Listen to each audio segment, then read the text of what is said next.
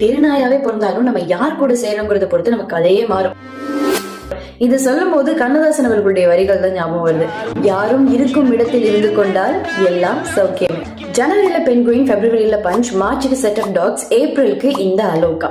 தெருநாய் அப்படின்னு உலகம் ஒரு பேர் வச்சாலும் தனக்கான பேரை பீஸ் டாக்னு மாத்துனதுதான் இந்த அலோகா. வாக் ஃபார் பீஸ்னு அமைதிக்கான ஒரு நடைப்பயணத்தை இந்திய துறவிகள் ஆரம்பிக்கிறாங்க. போற வழியில ஒரு தெருவுல இருக்கிற நாய் இவங்க கூட சேர்ந்து நடக்க ஆரம்பிக்குது. சரி, அதோட டெரிட்டரி தாண்டின உடனே போயிரும் போல இருக்கு அப்படின்னு இவங்களும் நினைச்சுக்கிறாங்க.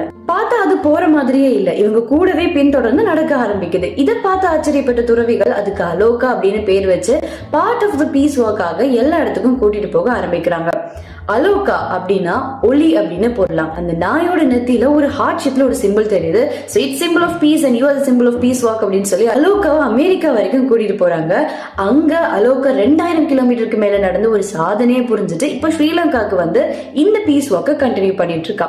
அலோகாக்கான சேஃப்டி செக்யூரிட்டி எல்லாமே புத்த பிக்ஷுக்களை விட பலப்படுத்தப்பட்டிருக்குங்கிறது தான் உண்மை. ஆக நம்ம தெருநாயாவே பிறந்தாலும் நம்ம யாரு கூட சேருங்கிறது பொறுத்து நம்ம கதையே மாறுங்கிறதுக்கு அலோகா is one of the bestest example.